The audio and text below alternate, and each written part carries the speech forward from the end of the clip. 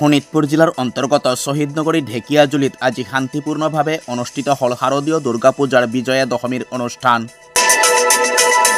প্ৰয়াত কণ্ঠশিল্পী জুবিন গাৰ্গৰ প্ৰতি শ্ৰদ্ধাঞ্জলি জ্ঞাপন কৰি প্ৰতিটো পূজা সমিতিয়ে ডিজেৰ শব্দ পৰিহাৰ কৰি ঢাক ঢোল বাদ্যৰ লগতে জুবিন গাৰ্গৰ গীতৰ জৰিয়তে দেৱী দুৰ্গাক আজি দিলে বিসৰ্জন।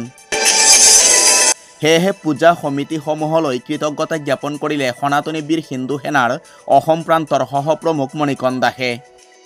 আজি দশমী উৎসৱ শান্তি সমৃদ্ধি বজাই দশমী উৎসৱ পালন কৰিছে, এইটোৱে সনাতনী হিন্দু খুব ভাল লাগিছে। আৰু সনাতনী হিন্দু বিভিন্ন দুৰ্গা পূজাসমূহ ঢেকিয়াজুলিত দাবী জনাইছিল, কিন্তু আজি এই দাবীটো চবে পালন কৰিছে। আৰু বিশেষকৈ জুবিন দা আমাৰ মাজত নাই, জুবিন দা আমাৰ মাজত নোহোৱাৰ কাৰণে চবে শান্তি কি হিন্দু জাতি জনগোষ্ঠী হিন্দু হওক মুছলমান হওক চবেই কিন্তু শান্তিমূৰে দশমী পালন কৰিছে।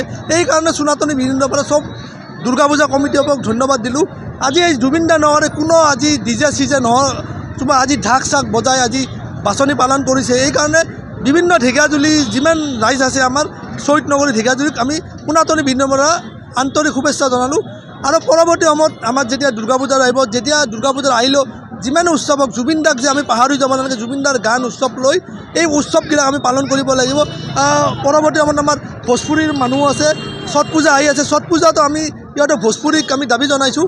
যি সময়ত ভোজপুৰীৰ যেতিয়া ছট পূজা আছে ভাচনি সময়ত কোনো ডিজে চিজে নহওক জুবিন দাৰ গান লৈ ভোজপুৰীৰ বহুত গান গাইছে জুবিন দাই, ইহঁতে পালন কৰক। আমিয়ে ভোজপুৰী সন্থাকক আমি দাবী জনাইছোঁ সনাতনী বিন্দুৰ পৰা।